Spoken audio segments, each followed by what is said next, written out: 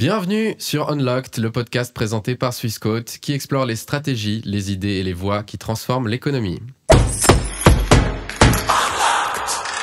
Aujourd'hui, on parle branding, créativité, intelligence artificielle, mais surtout vision. Et pour ça, on tend le micro à une voix clé de Swissquote, Yann Deschepper. Bonjour. Bonjour. Comment ça va, chef ? Très bien, merci. Je dis chef parce que Yann est notre Chief Marketing Officer, mais aussi président de la SWA, ou ASA en français, donc la Swiss Advertising Association, ou l'Association suisse des annonceurs, et tout récemment diplômé de Harvard. Félicitations. Hein. Merci. Yann, tu incarnes une nouvelle génération de leaders marketing, capables de marier stratégie, technologie et narration de marque, au service d'une entreprise en mouvement comme la nôtre. Dans cet épisode, on va parler de confiance, de storytelling, de sponsoring, mais aussi d'IA, de sport, et de comment une marque comme la nôtre peut rester pertinente dans un monde en constante mutation. Bienvenue Yann. Merci, je me réjouis. Je me réjouis aussi. Et puis, écoute, déjà pour introduire les gens à qui c'est Yann Deschepper, nous, on te connaît parce qu'on travaille ici avec Swissquote. Et peut-être que les gens ne sont pas au courant de ce que tu fais. Alors, peut-être te présenter un petit peu ? Oui, je peux, bien sûr. Donc, je suis le Chief Sales and Marketing Officer de Swissquote. Ça fait 10 ans que je suis chez Swissquote. Donc, dans ma fonction, je fais partie de la direction générale. Et je suis responsable pour le marketing, la vente, le product strategy et le customer care. Donc ça, c'est tout c'est un peu commercial qui touche aux clients. C'est un peu dans ma responsabilité. Oui, et tu as plusieurs casquettes. Hein. Je veux dire, déjà au sein de Swissquote, CMO, président de SWA, donc l'association des annonceurs en Suisse. Et puis tout récemment, je disais, un MBA à Harvard.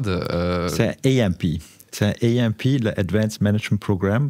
En fait, c'est pour les C-level, donc tous ceux qui ont déjà 20 ans ou plus d'expérience professionnelle et qui sont dans la direction générale. Donc, c'est un programme spécial un peu pour les seniors comme moi. Oh, ouais. Mais non, t'es pas si vieux. Ouais, aussi. Non, ouais. Mais c'est intéressant. Est-ce que tu peux nous en dire un peu plus sur ce programme ? Est-ce que ça t'a apporté quelque chose ? Ça m'a apporté beaucoup, parce que déjà, c'est très global. Donc, il y avait 166 participants du monde entier, et vraiment de tous les continents. Donc, c'était super enrichissant. De différents secteurs d'activité et aussi de différentes fonctions. Donc, il y avait des CFO, des CMO, des Chief Legal Officer. Donc, c'était vraiment très intéressant au niveau de participants. Et c'était aussi très intéressant par la méthode Harvard avec les case studies. Et ça, j'ai beaucoup profité parce que ces case studies, en fait, comment ça fonctionne ? Ça fonctionne que d'abord, tu lis le case study toi-même. Tu as tes questions, tu fais ta réflexion, et après tu discutes le case study dans ton living group, les 8 personnes qui sont avec toi pendant tout le programme, et à la fin, tu vas dans la grande classe, et encore, tu discutes le case study avec le professeur qui décortique le case study. Est-ce que tu te rends compte que c'est que pour chaque situation, en fait, tu peux avoir multiples points de vue. Et c'est ça qu'on oublie un peu, et surtout dans le marketing, c'est qu'il n'y a pas seulement une réponse qui est vraie. Il faut vraiment mettre dans la peau de différents interlocuteurs, de différents stakeholders, de consommateurs, de différents acteurs, et d'anticiper et de prendre la meilleure décision. Et pour ça, je pense que ce programme a beaucoup aidé. Je pense que ça a aussi aidé ton expérience. Je veux dire, quand tu arrives à l'école, normalement, tu n'as pas vraiment de l'expérience quand tu commences l'école. Là, tu retournes à l'école avec un professeur, mais avec un bagage en marketing aussi. Toi, quand tu es arrivé là-bas, ou même dans ton travail en général, comment le rôle du marketing, il évolue selon toi ? Le rôle, il évolue beaucoup, comme tous les rôles, toutes les professions, ça évolue. Je pense qu'on voit un peu un retour au marketing, parce que le marketing, à la base, c'est de mettre le client au centre et les besoins du client. Donc ça, c'est le fondement du marketing. Mais au fur et à mesure du temps, en fait, le marketing était un peu réduit à la communication, au packaging, au storytelling, mais ça peut perdu un peu d'importance. Mais maintenant, avec la situation qu'on a, avec la révolution digitale, la transformation, le marketing rentre à nouveau vraiment au cœur de la société, c'est ce qui est sa place, parce que le marketing, ça doit être un moteur de transformation, un moteur de croissance, et comme le digital, c'est ça qui amène la croissance, le e-commerce, de vraiment comprendre les besoins des clients, de tout traquer et d'avoir des nouvelles technologies pour innover. Ça a permis au marketing de regagner sa place qu'il le mérite et qu'il doit avoir. Et de pouvoir peut-être aussi avoir une voix avec toutes ces technologies et tout ça. Il faut savoir se démarquer. Absolument. Écoute, on va en parler un peu plus. Je voulais juste savoir, avant qu'on commence directement avec le sujet du marketing, avec toutes tes casquettes, tu es aussi papa, j'ai entendu. Oui. Comment tu fais pour garder une vision claire avec toutes ces responsabilités Je pense que ce qui est important, c'est de prendre le recul, d'avoir vraiment le big picture view, d'avoir un bon team, de clarifier les responsabilités, qui est responsable pourquoi, parce qu'on ne peut pas tout faire. Donc, j'essaie de limiter ma contribution personnelle au minimum. Donc, si j'organise l'environnement parfaitement et que chacun sait ce qu'il doit faire et qu'il est responsable pour son champ d'activité, une fois que la machine roule, ma implication personnelle peut être réduite, ce qui me permet de gagner de hauteur, de lire, d'avoir une réflexion et d'être inspirant et de donner des impulses au team et avec les personnes que je travaille. Et peut-être d'avoir du temps pour des activités annexes, non? Est-ce que tu as des choses à côté du travail? Des annexes, ça, malheureusement, avec tout ce que je fais, c'est un peu moins de temps disponible, mais j'essaie d'avoir de la qualité, pas forcément de la quantité. Donc, ce qui est le plus important pour moi, c'est la famille. Donc, bien sûr, là, je trouve toujours du temps. Je veux aussi avoir du temps pour lire, je veux aussi avoir du temps pour nager ou de faire un peu de sport, mais c'est pas énormément parce que c'est clair que si on a un métier comme le mien, c'est très prenant parce qu'on pense quand même constamment, presque plus ou moins, à des problématiques qu'on fait face. Parlons de problématiques, peut-être en commençant par le branding, la créativité et le storytelling. Ces trois sujets qui se réunissent aujourd'hui. Tu parlais de savoir être réactif. Moi, je voulais savoir, quand tu as dit une fois dans une interview, l'incertitude affaiblit la confiance du marché. Comment, selon toi, les marques peuvent-elles répondre à l'instabilité actuelle par la créativité et l'intelligence émotionnelle? J'ai dit ça dans une interview, c'est vrai. C'était par rapport au marché financier. C'est que quand il y a trop d'incertitudes, après les investisseurs, ils sont un peu bloqués et ils n'agissent pas forcément. Donc, c'est dans ce contexte. Mais on peut le voir aussi dans le contexte un peu plus large. C'est que les marques sont là pour donner une orientation, pour donner une certaine rassurance. Et c'est pour ça, quand on a une marque qui a une cohérence sur la durée, c'est très rassurant. Et je pense que c'est ça qu'on doit faire. On doit savoir quelle est la raison d'être de la marque, de la société. Et il faut raconter ce récit constamment, toujours d'une façon fraîche pour que ce soit avec une certaine surprise, que les gens écoutent à nouveau. Mais le récit de marque de base, ça doit être toujours le même. Et c'est ça qui est rassurant. Et c'est pour ça qu'il y a, d'une côté, on a besoin de constance, d'autre côté, on a besoin de créativité pour que les personnes toujours écoutent à nouveau l'histoire de la marque. Et puis je pense que c'est un peu les tendances qu'on voit aujourd'hui avec TikTok, les contenus réels, comme on dit, un peu qui parlent de vérité, qui vont... c'est l'extrême individualisme, j'ai l'impression, du marketing, c'est-à-dire qu'on va chez les gens, on va parler avec leurs habitudes et ce qui les fait résonner. Donc je pense que le storytelling, c'est aussi, selon moi, c'est parfois un mot à la mode, mais c'est surtout important pour avoir un leverage, un levier stratégique puissant. Et je pense qu'avec ton expérience, toi, tu es passé dans plusieurs marques. Tu as pu voir, en fait, avec les marques. Est-ce que tu vois un point commun avec toutes les casquettes que tu as eues durant ta vie en marketing? Est-ce que tu vois quand même un point commun de ces marques et du storytelling? Bien sûr, je veux dire, les marques fortes, c'est les marques qui savent exactement qui sont. Comme une personne forte, c'est exactement quelle est la force de la personne, quel est son caractère, quelle est sa personnalité et quelles sont ses valeurs. Et c'est pareil pour une marque. Donc, pour qu'une marque soit authentique, il faut qu'elle se connaisse très très bien. Et il faut qu'elle évolue, bien sûr, il faut qu'elle s'adapte, mais à la fin, l'authenticité, elle est primordiale. Après, une marque, si on parle du bon storytelling, doit toujours créer des tensions pour que l'histoire, elle mérite d'être écoutée. Donc, il faut être créatif pour créer cette tension. Il faut être cohérent et à la fin, il faut être crédible et intéressant et inspirant. Donc, c'est un peu ça le secret d'une bonne marque. Et au-delà du branding et de l'inspiration, tu trouves pas que parfois le branding peut s'opposer en fait aux performances d'une entreprise? C'est souvent ce qu'on essaye de dire, que soit on fait de la performance, soit on fait du branding, et qu'il y a un peu une tension. Et c'est vrai, il peut y avoir une tension entre les deux. Moi, ma vision, c'est que la marque, c'est fondamental. C'est vraiment le plus important. Ça veut dire qu'on a une promesse qu'on donne aux clients, et cette promesse, avec tout ce qu'on fait dans la communication, ça doit renforcer cette promesse. Ça ne doit jamais être à l'encontre. On peut faire du performance marketing parce qu'à la fin, on veut tout mesurer. Et même si on fait du branding, on doit avoir fixé des objectifs différents, peut-être des objectifs un peu plus indirects, légèrement moins tangibles. Le performance marketing, des fois, c'est très rassurant pour le marketing parce qu'on peut montrer au CFO, on peut dire, OK, j'ai investi ça et ça, c'était directement le retour. Mais si on fait que ça, on détruit la marque, en fait. C'est jamais la bonne mesure.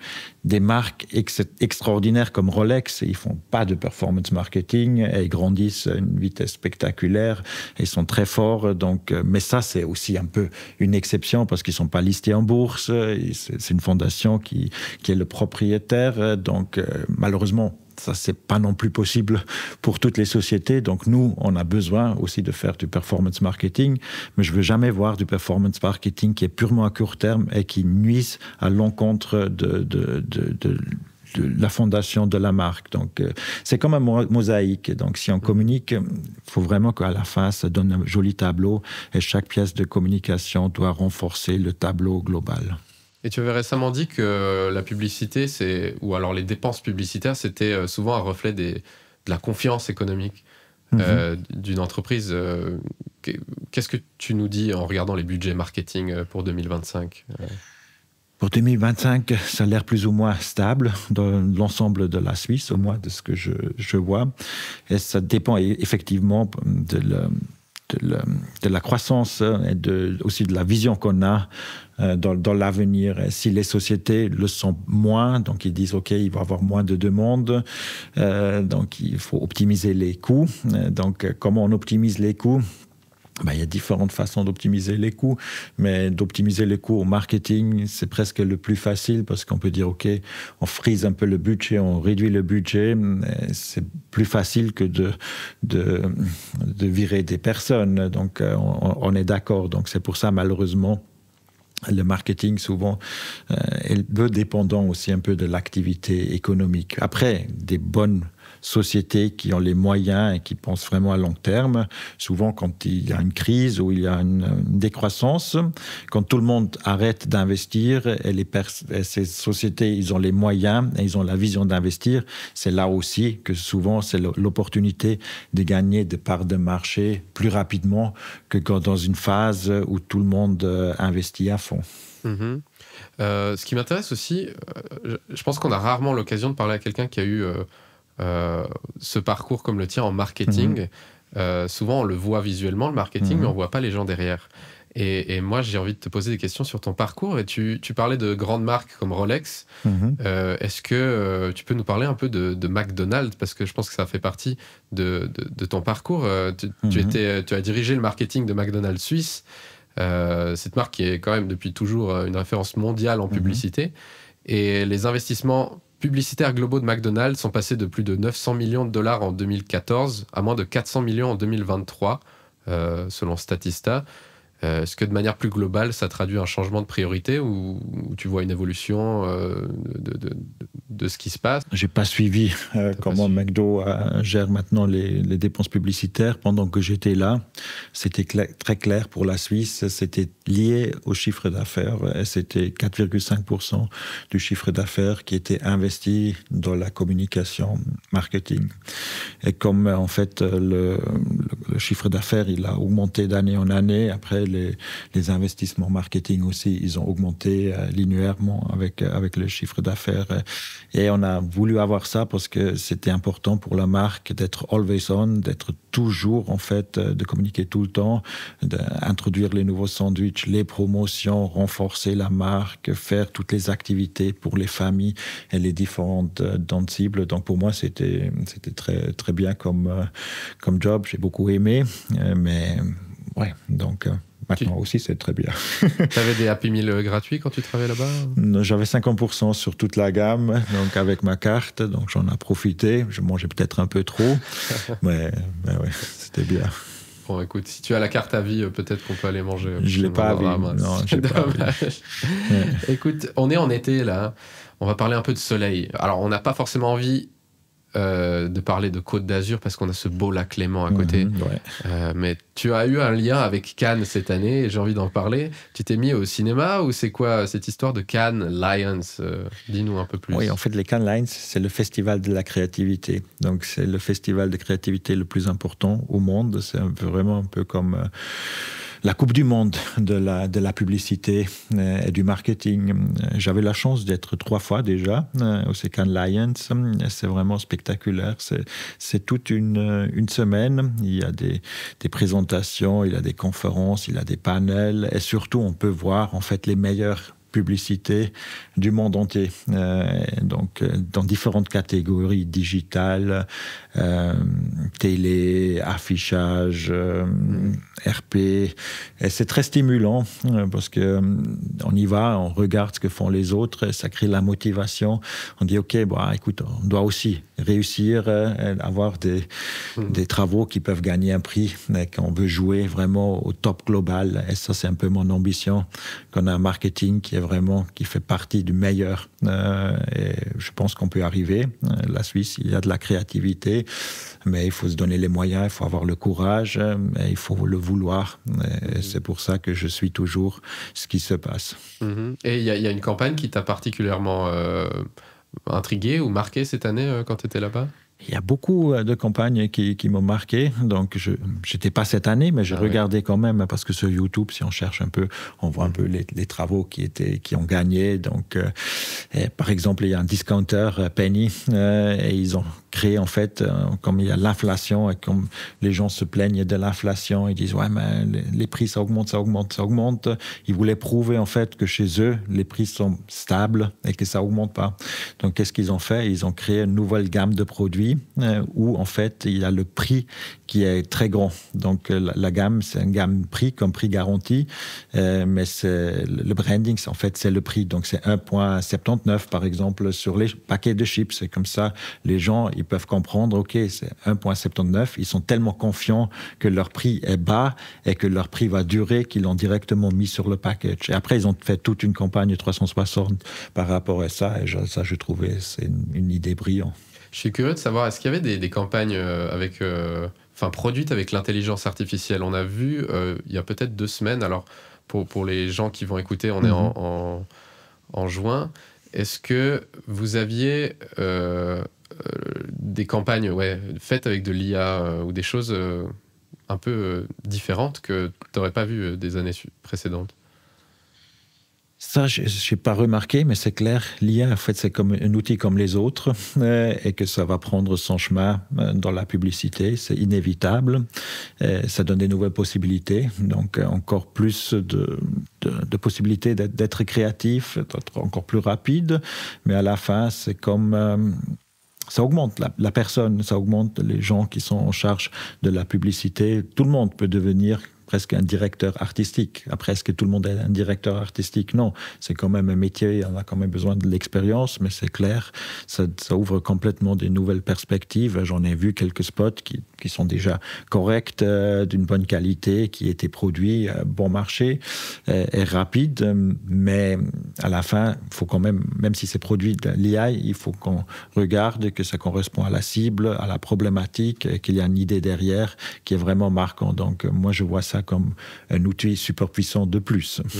Je disais ça parce qu'il y avait récemment eu un petit buzz, il y a 2 semaines peut-être, avec une entreprise qui avait vraiment fait une publicité juste avec, en utilisant je sais plus quel outil de Google. Et ça avait fait le plus d'audience ou le plus de réactions, en fait, contrairement à Pepsi, c'était durant une finale sportive, je crois. Et ils avaient fait plus de bruit, avec beaucoup, beaucoup moins de budget aussi. Et ça a été un peu partout dans les médias récemment. Moi, c'était pour savoir, en fait, si on voyait ça de plus en plus ou pas. C'est aussi une manière de réduire les coûts, j'ai l'impression. Ouais, il faut dire que il y a énormément de bruit. Et avec l'IA, il y a encore plus de bruit. Et il y a beaucoup de marques qui juste harcèlent les consommateurs, qui sont échangeables, et que c'est de mauvaise qualité qu'ils produisent. Je dirais presque plus de 90%, c'est juste médiocre, malheureusement. Et c'est aussi ça qui crée la fatigue avec le consommateur. Et c'est pour ça, c'est de plus en plus important de réfléchir et de venir avec des idées qui peuvent justement faire la différence, et après d'être cohérent sur le thème. Et si on est cohérent, et si on est créatif, on peut arriver à des résultats avec un budget qui est beaucoup inférieur qu'une grande marque qui a un grand budget mais qui fait un travail moyen. Et l'IA dans la finance, vu que c'est notre secteur à nous, je pense que tu as raison, il y a des limites dans l'intelligence artificielle, mais peut-être qu'il y a une valeur dans la finance aujourd'hui de l'IA. Est-ce qu'il faut rester prudent ou il faut quand même rester lucide, surtout dans notre secteur ? Dans notre secteur, il faut embrasser l'IA, et ça c'est sûr. Surtout que nous, on est une société technologique avec une licence bancaire. Donc ça, c'est notre avantage. Après, notre raison d'être, c'est en fait que nous, qu'est-ce qu'on fait ? On questionne les codes et on amène du empowerment. Donc on veut vraiment renforcer le client pour qu'il puisse être autonome sur le marché financier, pour gérer son argent le mieux possible. Donc si on peut donner des outils à nos clients pour qu'ils puissent être encore plus autonomes, qu'ils puissent avoir encore une meilleure compréhension du marché, qu'ils puissent encore mettre des meilleures décisions pour dépenser, pour investir, pour épargner, on a tout à gagner. Donc c'est une très grande priorité pour nous d'amener l'IA pour renforcer le client, pour qu'il puisse être plus autonome. C'est vraiment comme un copilote, un assistant, un coach. Donc, on va dans cette direction, on met énormément de moyens, et c'est ça qui va mettre Swissquote à part des autres si on le fait bien. Mais Swissquote intègre déjà, et de plus en plus, l'IA, comme tu dis, sur la plateforme. Quels sont les cas d'usage vraiment prometteurs au sein de notre entreprise ? Et personnellement, où est-ce que tu traces la ligne en matière de confiance, de risque aussi, parce qu'on parle d'IA, mais il y a aussi des risques avec, et d'expérience client. Qu'est-ce que tu dis de tout ça ? Moi, je pense que l'IA, c'est inévitable. Toutes les sociétés doivent introduire d'une manière ou d'une autre. Ce que j'observe, c'est que les sociétés qui l'introduisent, les banques, c'est principalement pour chercher de l'efficacité. Ça veut dire qu'il a les process du back-office, de compliance et d'autres. Et ils disent, OK, avec l'IA, on peut les rendre plus efficaces, moins chers, on va optimiser. Et c'est important de le faire. Et nous aussi, on va le faire. Mais j'entends, quand je discute avec mes collègues d'autres banques, je vois peu qui disent, OK, on va utiliser l'IA pour créer des nouvelles offres, des nouveaux services, de distinguer la banque par rapport aux autres banques. Et je pense que c'est là le grand potentiel. Donc si on arrive vraiment à implémenter l'IA, mais le donner à disposition du client pour qu'il puisse faire mieux, qu'on a des nouvelles combinaisons d'offres, des nouvelles user experiences, donc c'est là qu'on va faire une grande différence. Tu parles de visibilité, peut-être qu'on pourrait parler du fait que Swissquote, c'est devenu un acteur visible dans le sponsoring sportif. C'est aussi quelque chose que je voulais mentionner aujourd'hui avec toi. Pourquoi ces événements, ils sont stratégiques pour nous ? Donc, quand je parle d'événements, je parle surtout de Women Euro en ce moment, qui est vraiment... on est en plein dedans. Ces événements, ils sont stratégiques. En fait, le sponsoring, c'est un outil, un vecteur qu'on a. Ce qui est important, c'est de définir l'objectif. Quel est l'objectif de la société ? Quel est l'objectif marketing ? Et basé sur l'objectif, on peut décider Est-ce que le sponsoring, c'est le bon moyen d'atteindre cet objectif? Ou est-ce qu'on utilise plutôt le média? Ou est-ce qu'on va... Donc, il y a différentes possibilités toujours. Là, dans ce cas de Women Euro, l'objectif, c'était qu'on s'est dit, Swissquote, c'est bien, on a du succès, mais qu'est-ce qu'on veut? On veut atteindre plus de personnes. Donc, on veut vraiment grandir, on va gagner aussi en taille. Et ce qu'on a vu dans notre base client, c'est que moins de 20% de nos clients sont des femmes. Je trouve ça personnellement très dommage parce que je trouve si notre raison d'être, c'est le empowerment, c'est aussi important quand les femmes aussi prennent ça, cet empowerment, et qu'ils puissent profiter de nos développements et notre vocation. Donc c'est vraiment dans ce sens-là qu'on se dit, OK, on veut ouvrir la marque, on veut se battre pour expliquer que investir, trading, l'argent, d'avoir cette vocation d'autonomie, c'est là pour tout le monde. Et bien sûr, avec le Women Euro, c'est un bon vecteur pour passer ce message. Donc c'est pour ça aussi qu'on se dit, OK, d'une côté, c'est bien pour la visibilité, mais ça va beaucoup au-delà de la visibilité. C'est vraiment un peu une preuve de dire, OK, on investit dans le women's sport pour montrer aussi, on prend ça au sérieux, qu'on est là aussi pour les femmes, pour tout type d'investisseurs, et que c'était un peu ça la réflexion derrière. Et aussi pour changer les codes, comme tu disais, je pense que la finance, c'est quand même un milieu très masculin de base.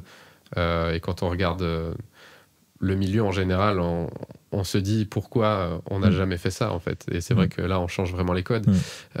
Donc, il y a un réel impact de l'image avec les environnements et l'émotion qu'on fait avec ce sponsoring. Est-ce que tu penses que les marques doivent aujourd'hui prendre position sur des sujets de société, un peu comme on le fait maintenant?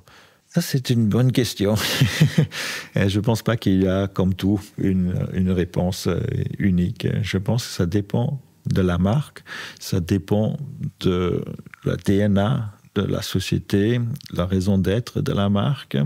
Il faut savoir sur quel sujet on veut être fort, être entendu, mais quels sont les sujets qui sont annexes ou qui sont trop loin. Donc, pour nous, on est là pour l'empowerment de nos clients. Donc, on a certaines valeurs. Si ça touche à nos valeurs, notre raison d'être, on peut prendre position. Si ça va trop loin, on n'a rien à gagner de prendre position. Et nous, on a cette brand campaign là, qui est actuelle. Maintenant, tu peux nous en parler un petit peu plus? Comment on l'a développée? Alors, on l'a tournée autour du Women Euro, mais comment ça s'est passé, la création de cette campagne? La brand campaign, c'était effectivement ça, ce qu'on dit. La marque, elle évolue. Le empowerment, c'est au centre. Maintenant, on veut faire une campagne qui montre que le empowerment, on le voit dans un sens plus large. On le voit pas seulement pour le trading à court terme. On le voit aussi pour l'investissement, pour faire de l'épargne, pour gérer ses finances, ses dépenses, et qu'on va adresser tout type d'investisseurs et de personnes, et pas seulement les hommes. Et c'est pour ça, c'était une campagne qui a vocation d'être encore un peu plus inclusive, parce qu'à la fin, si on veut grandir, il faut aussi un peu élargir sa cible. Et ça, c'était un peu l'idée derrière cette campagne. Et parlons peut-être un peu de leadership et de vision pour Swissquote pour plus tard. En tant que président du SWA, comme on disait, l'Association Suisse des Annonceurs, tu incarnes aussi une voix de l'industrie. Quelle responsabilité implique ce rôle, surtout dans un contexte de régulation croissante et de remise en question de la publicité? Tu as beaucoup de responsabilités déjà, tu en as encore plus maintenant. Oui. Ouais. On m'a demandé de prendre ce rôle. Après, j'ai réfléchi un peu, j'en ai discuté avec notre CEO, s'il trouve que c'est une bonne idée, si je prends cette responsabilité supérieure, en plus, additionnelle, parce que c'est additionnel, ça prend un peu de temps. Et après, je me dis, bon, je vais le faire parce que ça m'intéresse personnellement. Je pense que c'est important pour la Suisse. Je pense que Swissquote peut en bénéficier aussi si j'incarne ce rôle. Donc, à quoi ça consiste? C'est qu'en Suisse, on a plus de 6 milliards de dépenses publicitaires par an. la publicité, la communication commerciale, c'est vraiment super important pour la croissance de la Suisse, pour son dynamisme. C'est quelque chose qu'on doit défendre. Donc, dans cette association, il y a toutes les grandes annonceurs de Suisse qui sont groupés. Donc, ensemble, on a plus de 80% des dépenses publicitaires qui sont réunies. Donc, on a une voix forte. Et cette voix forte, je veux la porter. Je veux la porter avec les partenaires, donc avec les agences, mais aussi par rapport aux médias, par rapport aux politiques, par rapport à la société en large, pour que les gens se rendent compte que c'est important pour notre démocratie, pour notre croissance, que le marketing, la publicité joue un rôle important dans notre société. Et comment on devient président de cette association ou comment on devient Chief Marketing Officer? C'est quoi ton parcours? Ça, je ne pense pas qu'il y a un secret. Je pense que pour moi, c'était en fait... J'ai eu un parcours, j'étais ambitieux. Je pense que ça il faut être ambitieux, il faut être curieux. Après, il faut faire un bon travail. Il faut être, je pense... apprécié. Donc ça aussi, c'est important. Donc j'essaie toujours, quand je fais du business, ma philosophie, c'est que, en fait, c'est de construire des relations à long terme, d'essayer d'amener de la valeur. Si on amène de la valeur et si on a cet esprit à long terme, à la fin, des fois on aide, des fois c'est donnant, prenons-donnons, et si on a cette philosophie, je pense que c'est comme ça on peut construire une carrière à long terme. Mais à la fin, c'est comme tout, comme une marque, ça passe par la crédibilité. Donc il faut chaque jour, en fait, il faut se prouver à nouveau, il faut amener des idées, il faut délivrer des résultats. Et si on fait ça sur le long terme, et si on travaille bien, avec du respect, avec les personnes, c'est à la fin, il y a des fenêtres qui s'ouvrent, et comme ça on peut faire une carrière. Mm-hmm. Et tu as peut-être un conseil pour quelqu'un qui souhaiterait se lancer dans le marketing? Moi, je sais que je te pose la question parce que moi, j'avais cette ambition de faire du marketing ou de travailler dans un milieu marketing. On voyait souvent des films où on se disait, tiens, c'est intéressant d'aller dans les pièces d'entreprise et faire des publicités. C'est quoi le parcours type pour faire ça? Parce que moi, j'étais un peu perdu. Je trouvais que c'était pas forcément facile de trouver sa voie en marketing, ici en Suisse en tout cas. C'est pas facile. C'est pas facile. Pourquoi c'est pas facile? Parce que le marketing, c'est un peu une passion métier. Donc, c'est toujours difficile quand c'est un métier que les gens pensent que c'est sympathique, c'est beaucoup de fun. Donc, il y a beaucoup de demandes, et l'offre est limitée. Donc, la compétition dans le marketing, elle est plus grande que dans d'autres secteurs où on a besoin des spécialistes, mais il y a peu de demandes. Donc, c'est pour ça, pour réussir dans le marketing, je pense que c'est peut-être un peu plus compliqué que de réussir dans l'audit ou dans d'autres activités. Donc, qu'est-ce qu'il faut faire? Je pense... Être un peu touche-à-tout. Un peu touche-à-tout, ça peut aider. Ça peut aider. Et après, je pense que c'est de bien commencer la carrière. Je veux dire, moi, j'ai eu la chance d'avoir peut-être un profil un peu atypique. Donc, j'ai travaillé chez Carlsberg, après j'étais chez Bacardi, après j'ai travaillé en agence. Et cette expérience d'agence, ça m'a beaucoup aidé. Après, je suis allé chez McDo. Maintenant, je suis dans la finance. Et si on a un peu un parcours, un profil qui sort un peu de l'ordinaire, je pense qu'on a toujours un avantage. Donc, il faut faire attention de ne pas suivre, comme tout le monde, le même chemin, parce que sinon, ça peut être compliqué.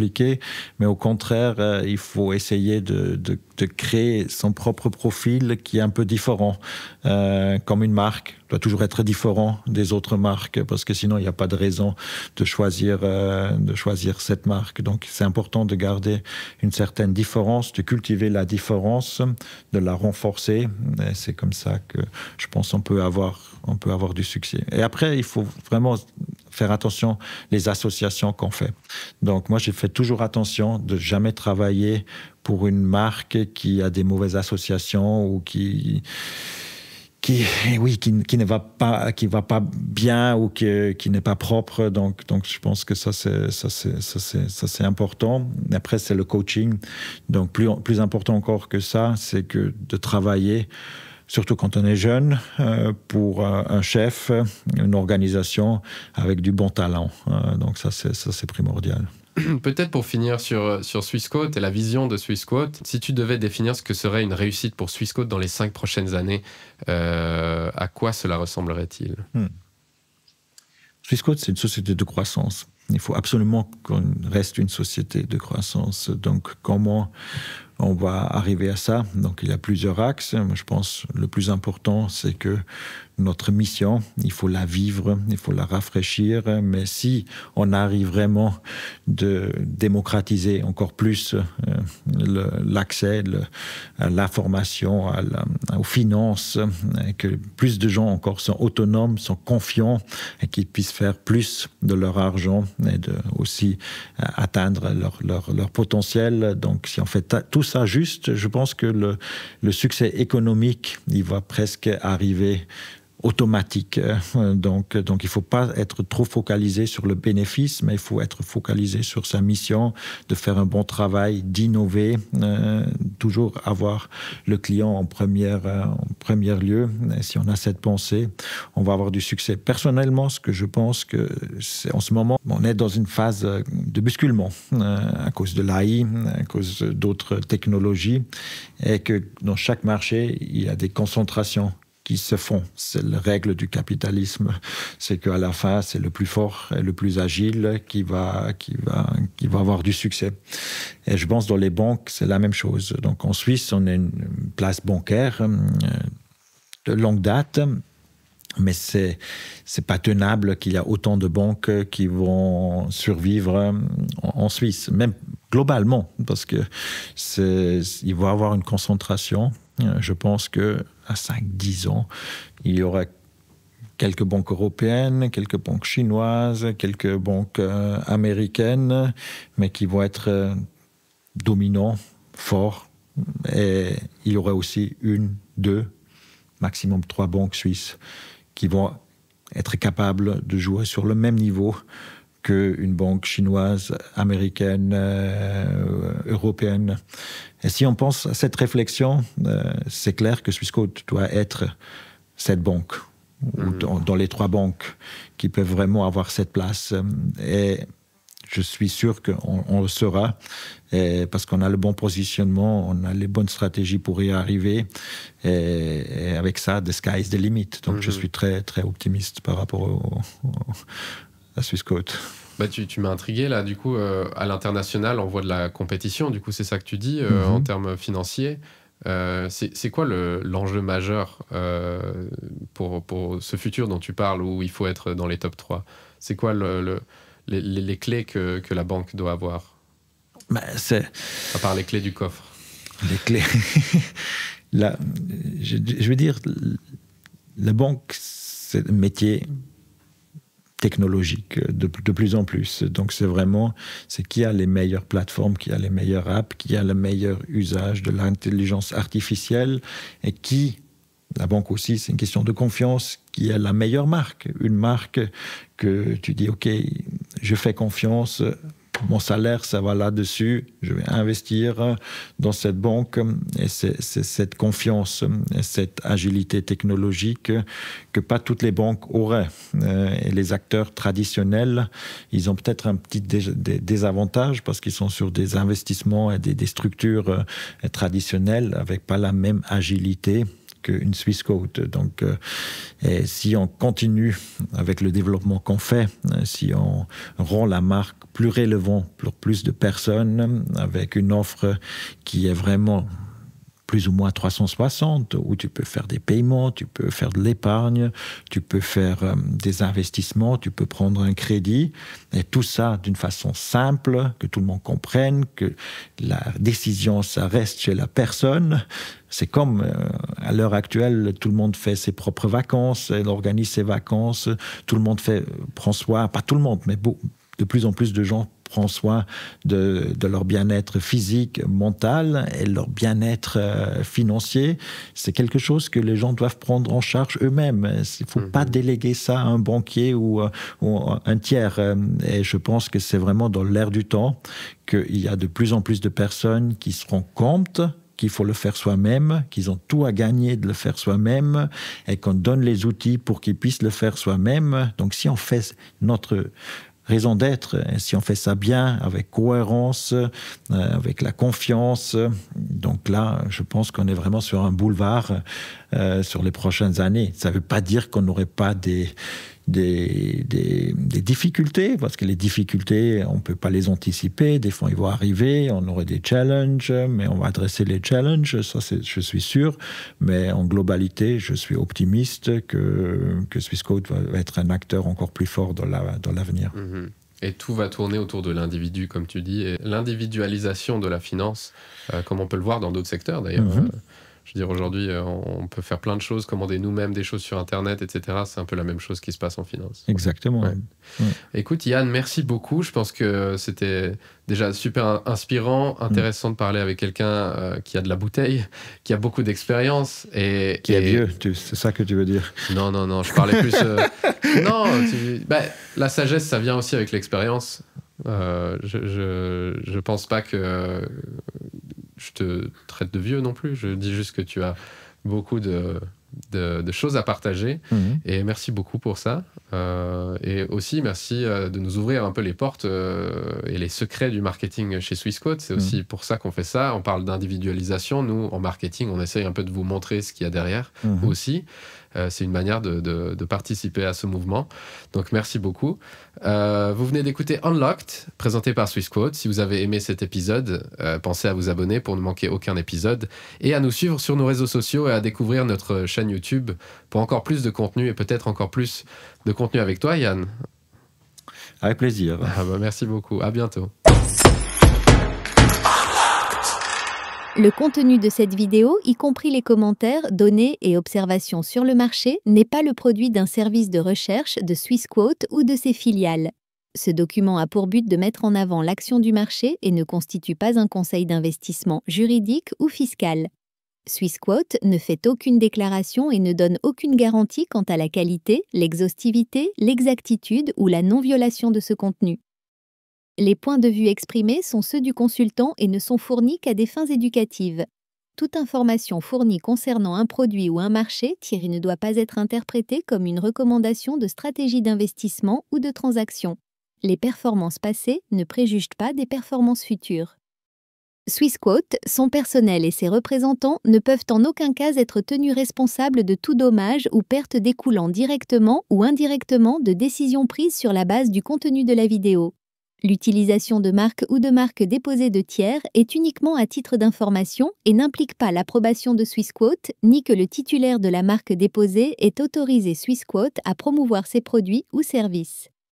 Swissquote est la marque de commercialisation des activités de Swissquote Bank SA, Suisse, réglementée par la FINMA, Swissquote Capital Markets Limited, réglementée par la CISEC, Chypre, Swissquote Bank Europe SA, Luxembourg, réglementée par la CSSF. Swissquote Bank SA, Royaume-Uni, réglementé par la FCA, Swissquote Financial Services, Malte. L'UTD réglementé par la Malta Financial Services Authority, Swissquote MELUTD, IAU réglementé par la Dubai Financial Services Authority. Swissquote PTLUDD, Singapour, réglementé par la Monetary Authority of Singapore. Swissquote Asia Limited. Hong Kong, autorisé par la Hong Kong Securities and Futures Commission, SFC.